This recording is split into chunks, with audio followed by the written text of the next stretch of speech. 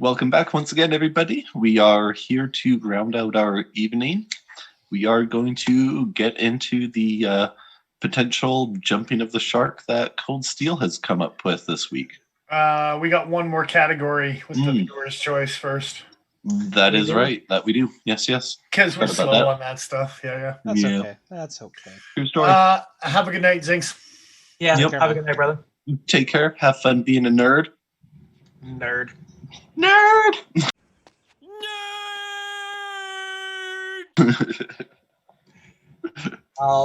So the last category for the night was best slip joint or non-locking knife, and the options were artisan cutlery, biome. Before we get too far into it, I'm just going to do a little reminder for everyone who's watching this in the future in the week. This is the final category that we're going to be covering in the Knife News polls for the Knife of the Year. If you want to see the previous 4 categories that we covered, we went over those in the previous episode that went up on Friday. Carry on. Yeah. So the artisan cutlery biome, Fox Knives Nuta, James Brand's Pike, and the Terrain 365 Otter. Why can't all knives have names like this? That was way easy this time. Yeah. Because then why would ZT ever make another knife if they couldn't name it the next number on their list? Mm-hmm. What happens if a knife designer makes more than 100 knives for ZT? Then they add what another, do they do? Then they start using decimals. I don't like that. No, you shouldn't. To be fair, they do have another number they can go to the left. They always start with 0. Yeah. It could be a 4-digit number. Yep. I guess technically they are a 4-digit number. Well, you see, the 0 denotes that particular ZT was made in the States. Really? Sorry. But for real? Hey, Joe. Can you mute yourself? Just kill the stream. Yeah. There we go. Put the chinchilla back on. Oh, no, he's gone now. He's gone. Gone where? Yeah. On the grill. Megan took him. They're out hanging out somewhere. How dare she? Apparently, easily, actually, she just walked over and picked him up and was gone. Okay. Yeah. He absconded with your chinchilla. Yeah. I'm not shocked, really. Cultivani said C, which is the James Brand Pike. So apparently him and Mr. Fisk can't be friends. To be fair, that pike's not a bad-looking knife. Wait for it. $159 American. What is it?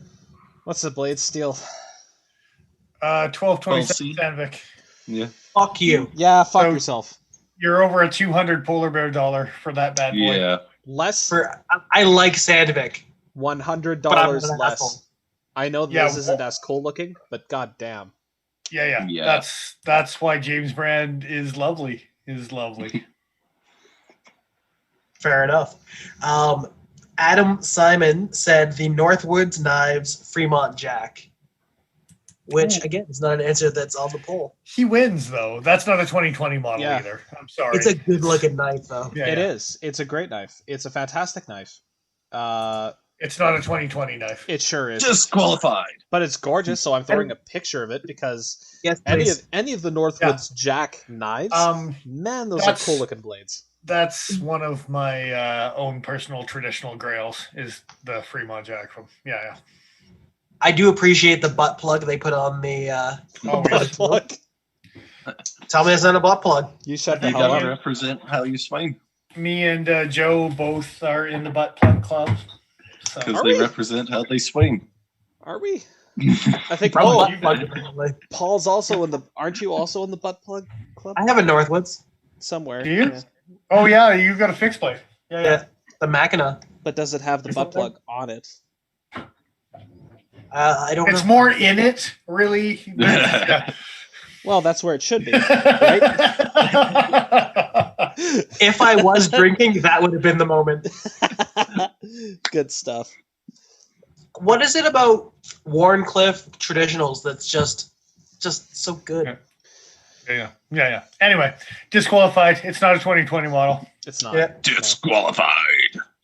And the last answer, which is the only answer for an actual knife on the pole, was from Ahsoka Edge. So we appreciate Ahsoka. He was pretty consistent in actually answering the poll for us. Yay!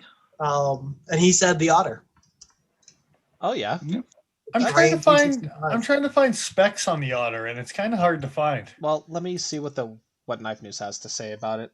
Okay. They're saying 3-inch blade, M390. Oh no, sorry, that was last year terrains. Oh, the Otter is only available in Terravantium.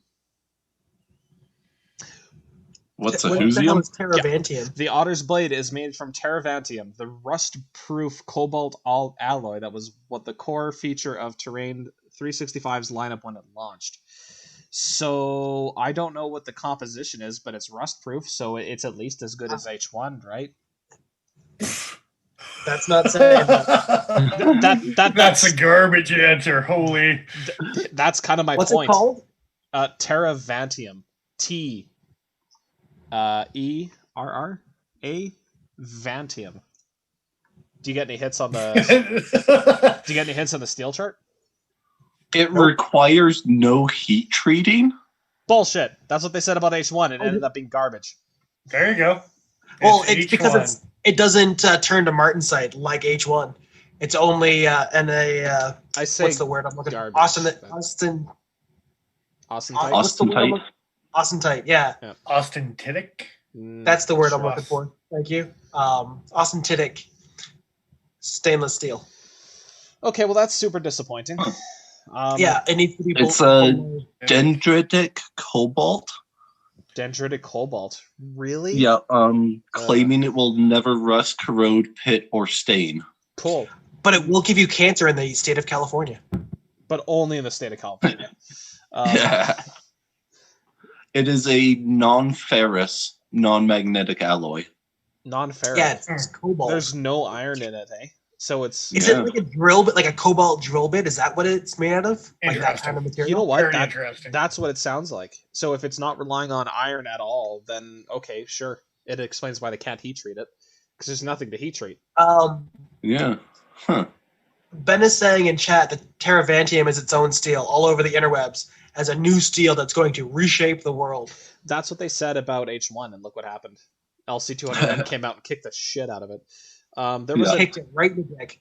Well, there was it's claiming on their website that it is a network of interconnected carbide crystals within the cobalt matrix, and the crystal. Is that different than the regular matrix? What? Is that different than the regular matrix? Yes. Yes. It's more shiny. More shiny. All right. You've got my attention. The carbide crystal structure is surrounded by a softer cobalt matrix, which holds the carbide in place.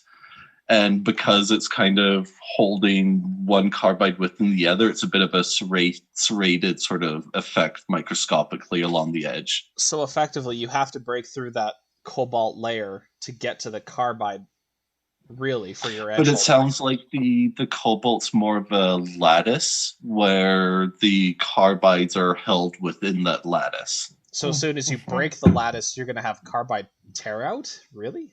Is that what potentially? It's hard to say. It depends on how well it's bonded in there. For impact resistance, probably 0, right? Okay. Yeah. Interesting. Justin is saying in chat that apparently it's kind of like the stuff that David Boy used in the 90s, which that might as well that clears everything up. David Boy Dent. Yeah. Yeah. Know what he's talking about. Enlighten us. He was a designer. I'm not exactly sure what, but like I remember seeing David Boy Dent on a couple pocket knives, and I don't know if that stood for detent. I don't know if he had some hand in innovating that, or it was that stupid little groove on the top of the. Is that what it is? Yep. Okay. Yeah. That's the dent that he's known Oh for. boy.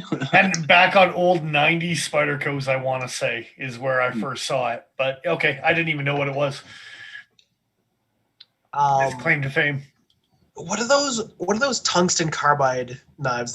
With the Sanran? Sandrin. I want one. Can they please make a knife that's not disgusting looking? Because I would like. Two out of some of the two new out of three. stuff. I want. Yeah. Some of the new ones are actually pretty nice. You should check out the Shabazz reviews on those. I wish we could get them in house to check out for ourselves because.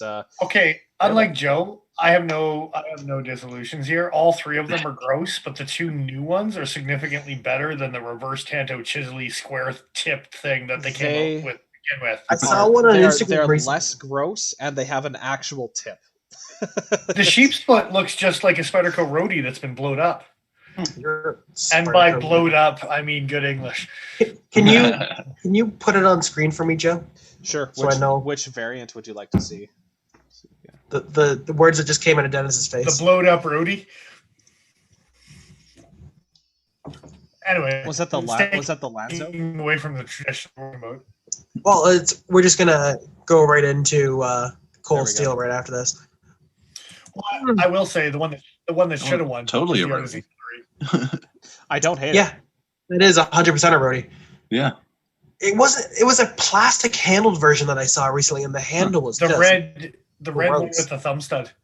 Yeah, looks like a knife you'd buy from Coast Knives. So the tungsten.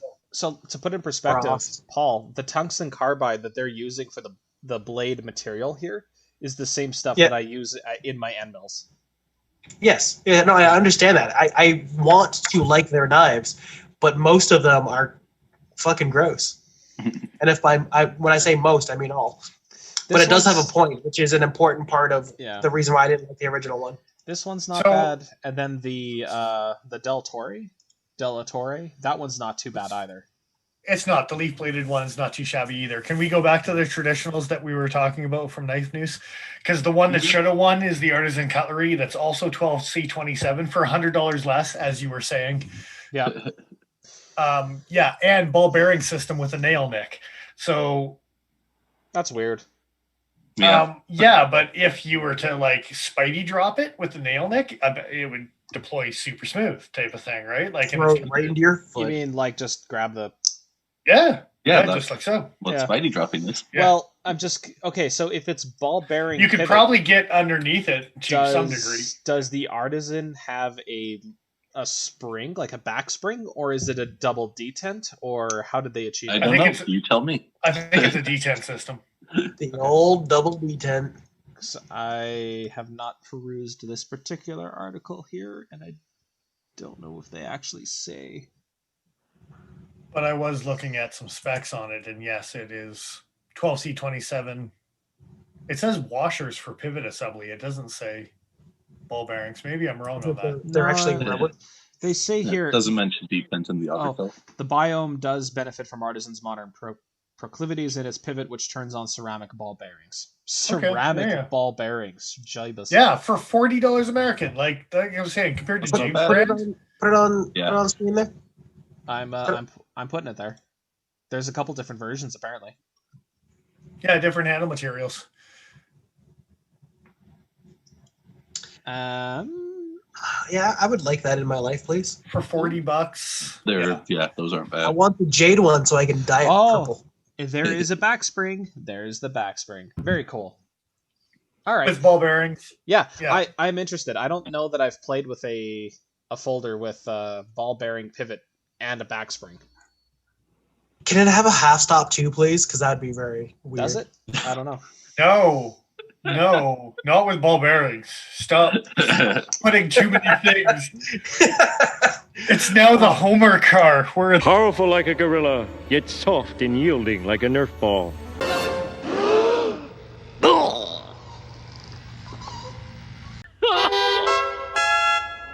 It's got bubbles in the back to it's too many things, man. There's too many things.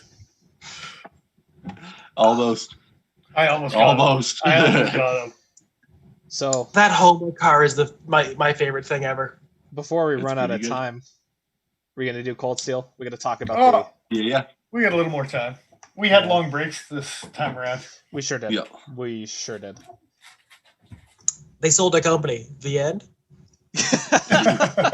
Yeah, because Yeah. it's that simple of a story. And by Paul. they, I mean he. Big news this week is Cold Steel has made the transition or made the sale to GSM Outdoors. For what we can see, they are a larger conglomerate sort of company. They do have multiple other brands that they have purchased within the outdoor field that are still continuing strong and stuff. Haven't really done any research to see how the other companies that they have. I was about to say How the quality infiltrated, has but gone?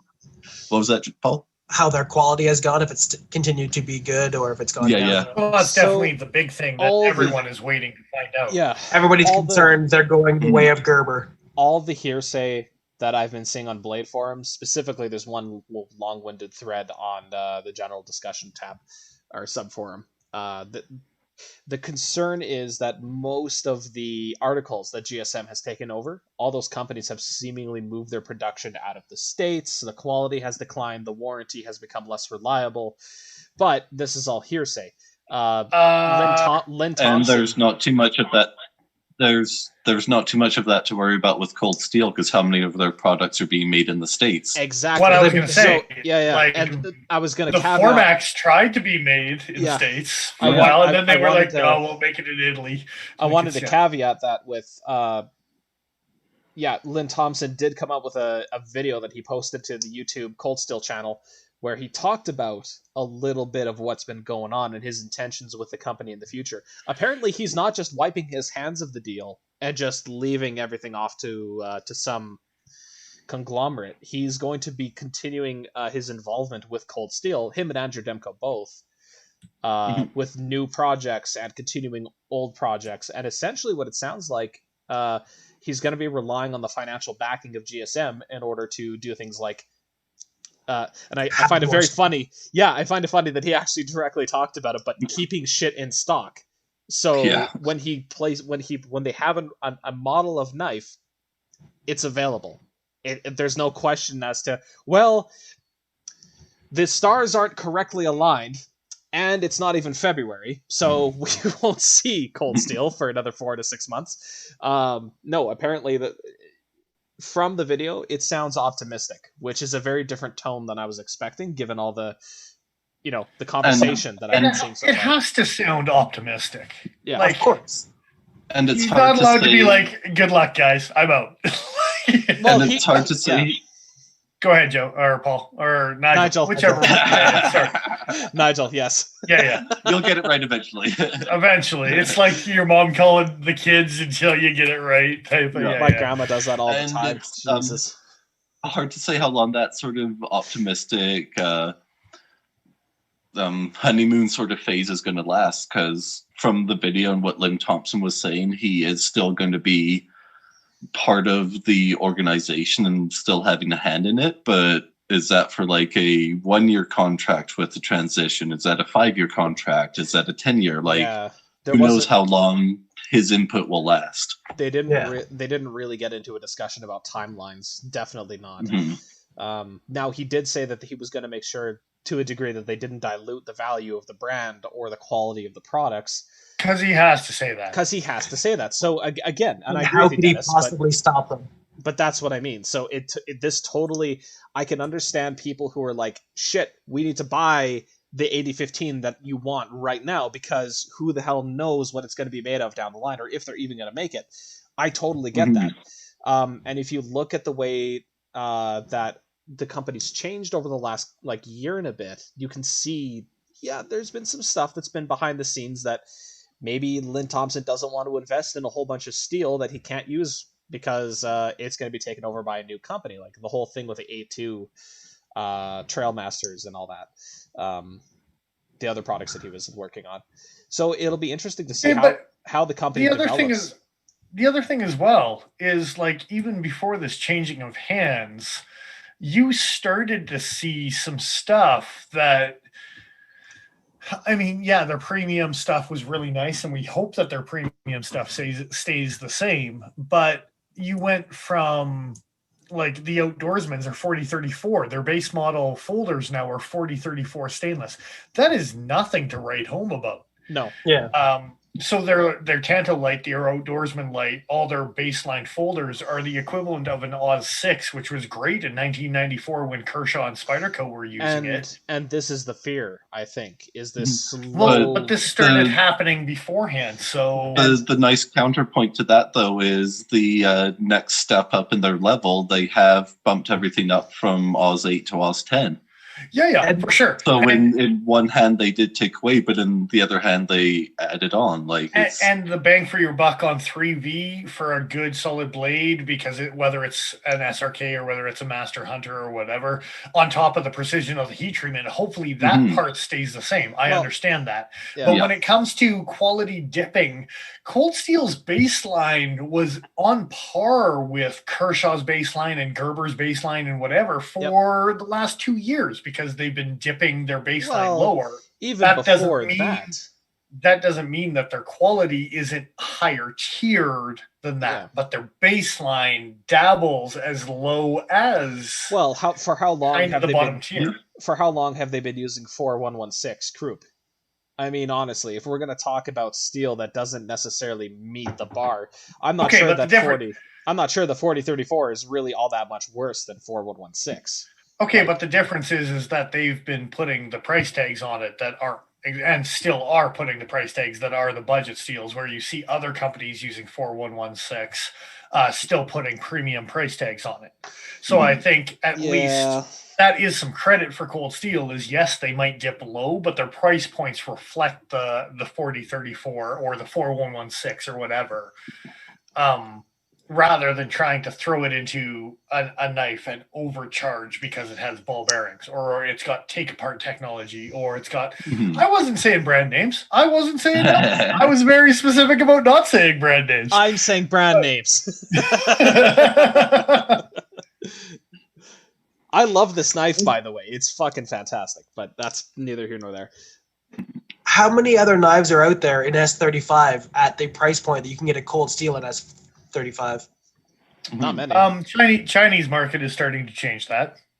But not in the same overall, like, the reputation, the quality, the overall quality, like, nothing. There's also $300 knives in that same steel. Okay, but reputation is only because of 40 years. There's some companies that have only been around for less than 5 years that are popping up. Give them another 10 years to prove Artisan Cutlery or whatever, to give themselves a chance to prove themselves in the next 25 years, and maybe they will have the reputation. But you see, this is why people are freaking out a little bit about the sale, because they're worried that it's going to dilute the quality over time. That's the concern. Everyone's looking at Gerber is the big one. And everyone's looking at what happened to Gerber and whether Gerber's trying to pull their sleeves up right now, or SOG. I don't know if SOG got bought out, but relying on a name. Trade.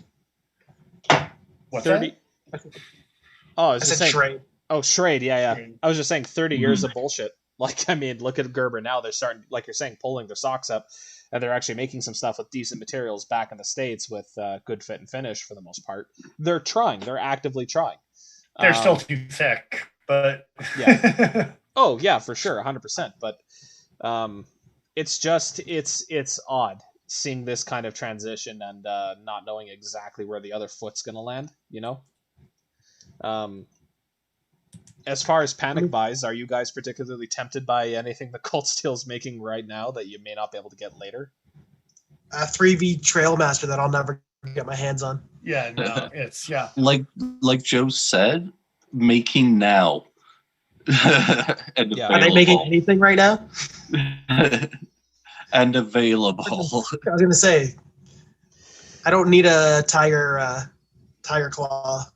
Yeah. See, it depends on what the products are. It really does. They're not going to stop making the Cold Steel Scottish Dirk in the India factory. No.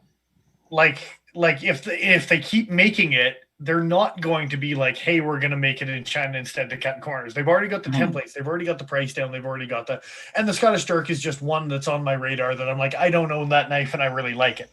But the chance of them actually moving from another, like, no, they might scrimp on fit and finish. They might change factories. That'll be a shocker and a half because everything is already kind of established. Dude, Mhm. well, This other company just has more money to keep the line moving rather than Cold Steel where the line stops every Right. 3 months. so Yeah. you gotta hope that maybe GSM's gonna take some direction from Lynn Thompson and just say like, look, like this is where we fall short.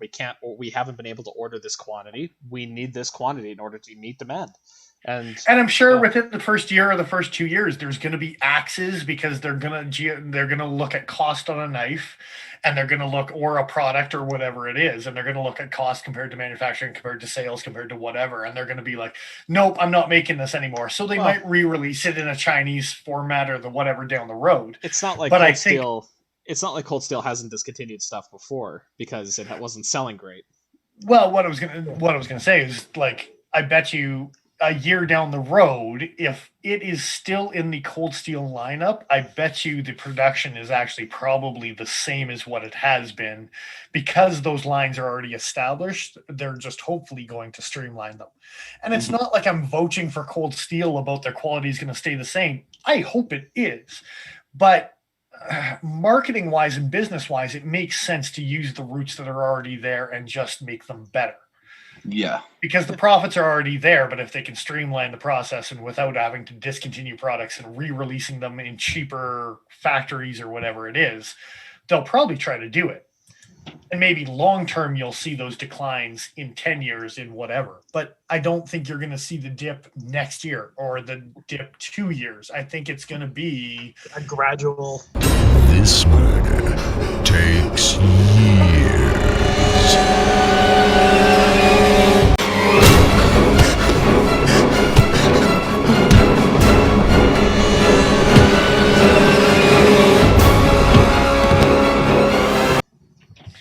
Death by 1,000 cuts. a Gerber experience where Gerber did kind of or Buck where they didn't even change hands, they just dipped and then they realized that they were like, hey, we have to stay in the market, and if we want to stay in the market type of thing, right? Yeah. So That's it. Mr. Fisk is saying in chat that name a big name brand that got better when they were bought out by a holding company. I'll wait. I'm sure there must be an example, but It's not necessarily big name, but I'm just going to cheekily throw it out there. The Cutting Edge. okay, yeah. Yeah. We love Is- the new Yeah, ownership. from our Yeah. personal experience, both me and Dennis were working for the company. Was Joe working there when it was sold? yep. Yep. And yeah, we did enjoy working there in the past, and it was still a decent place to work, but the freedoms, the input we have, the growth that we've seen in the company since the sale, yeah, it's definitely has been a positive thing. So it can be a positive thing when larger companies buy out smaller companies, but it's not saying that it will be a positive thing. Yeah. That's it. Opening a fourth store and the online presence we have now is Even hard to look at and subjectively say that it's bad. even the company streamlining itself is Yeah. just Yeah. more efficient, and we appreciate that for sure. Yeah. And even for the fact that I don't think we would have been able to have the freedom that we have to do this. Yeah, Under this the channel old wouldn't company. this channel wouldn't exist under the Yeah. old ownership. Yeah. We have the freedom to talk the way that we want to talk about knives on a YouTube channel because the new ownership gives us those freedoms. They're just like Joe Rogan. There's no censorship. We give our opinions on this channel because we want to be fair about it, type of thing. And we thank the Cutting Edge for donating the knives for us to be able to review and stuff. But there's no sponsorship. We work for the company, and if I want to say that I don't like a knife on here, I want to be who I am, and that's why I sign off the way that I sign off every week. Is that I'm not a paid salesman behind the counter when I'm talking on this microphone or whatever. I'm me, and I'm saying what I want to say about a knife, good or bad. So That's it. Well said. Yeah. Mr. Fisk is saying holding companies don't buy businesses unless they're already plan to make changes for profit. But yeah, that plan could actually be increased production of all the models that are being made or The- reduce the number of models. Yeah, the streamlining aspect that Dennis was talking Yeah. about. Exactly. Yeah. As a retailer, I mean, it's one of those things I where hope. Mhm. I hope that they keep good.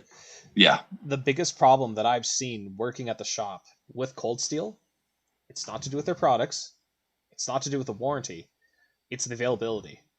That's the biggest problem. Even before COVID, even before all this shit started hitting the fan repeatedly, it was getting more of their product because it sells. Like the marketing, as gimmicky as it is, it works.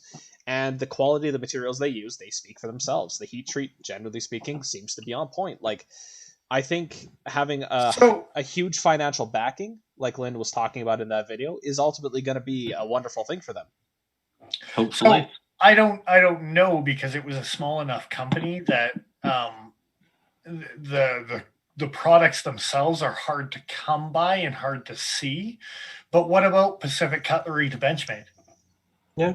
Yeah. That was getting bought out, and that was a company getting bought out and becoming Benchmade. And Mhm.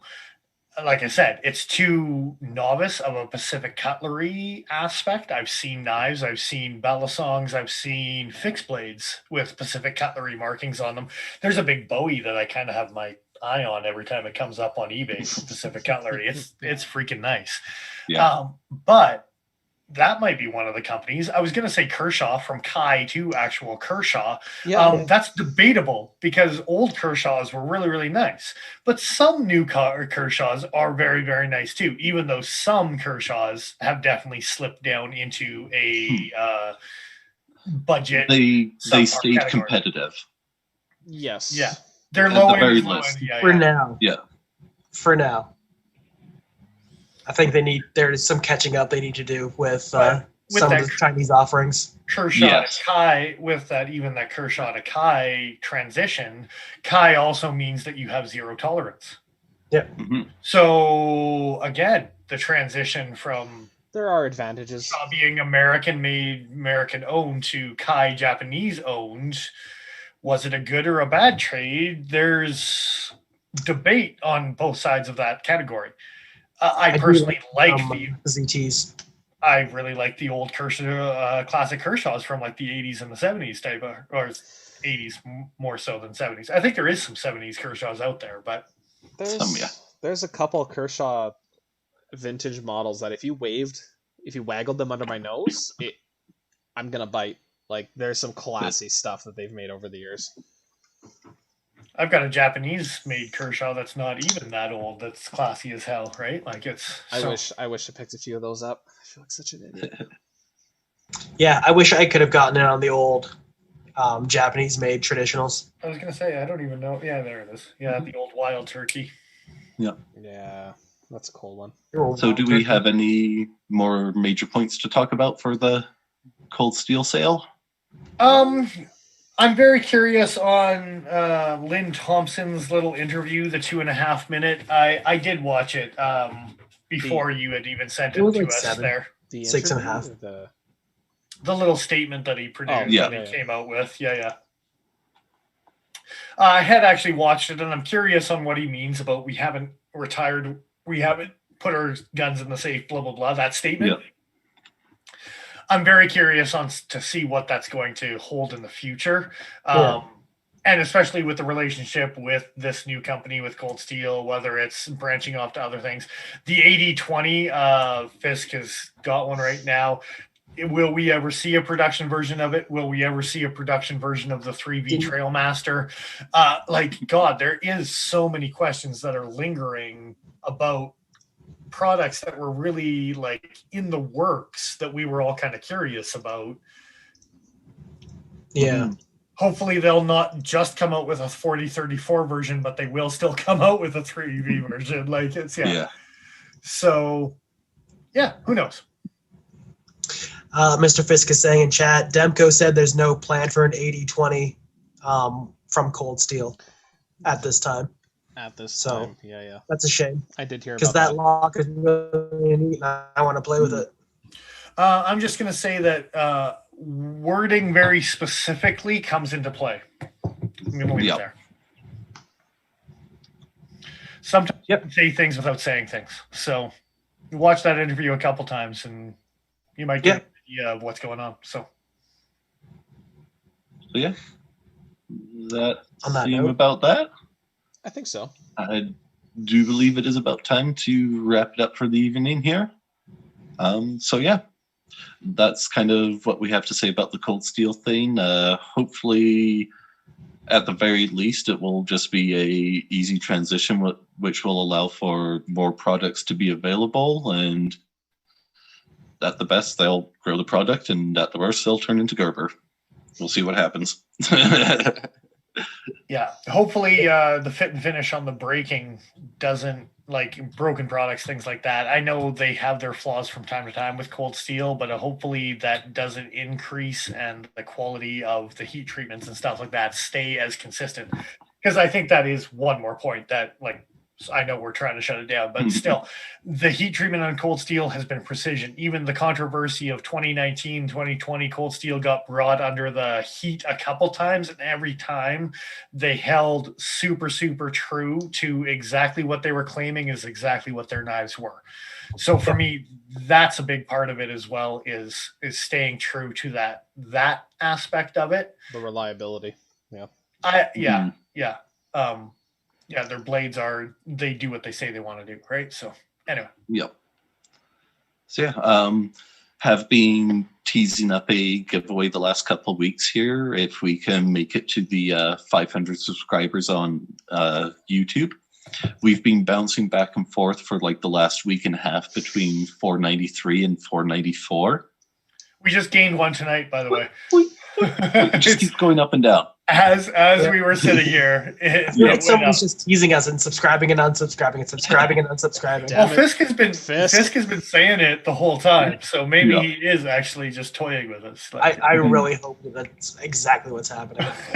But yeah, about 42% of you all watching aren't actually subscribed. So go ahead, click that button, subscribe, and get us to that goal so we can get that giveaway going, and maybe you'll be the lucky one to win some prizes. Indeed. There's some pretty decent prizes. Even if you just put them on your cat for novelty's sake. So. Adorable, Almost by the way. again. It was. I enjoyed it a lot. Head on over to Instagram. Follow us there. We're getting dangerously close to 1,000 subs over there as well, or followers, as they call them. Just do it. Just do it. Come on. What's it gonna hurt? You know you wanna. Just do the thing. We have to ship you free knives when that happens. So I mean, really. What have you got to lose? Free knives. Yeah. Come on, get on it. We have knives to lose. I have to give my knife away when we get to that point. I know. You got knives. Yeah, we have knives to lose, but that's okay. That's okay. All right, let's wrap this shit up. Well, yeah, that being that, this is Nigel the Smith signing off. I am who I am. I'm Dennis Vipers. I am the Iron Joe. And I'm XL.ca. We'll catch you again next time.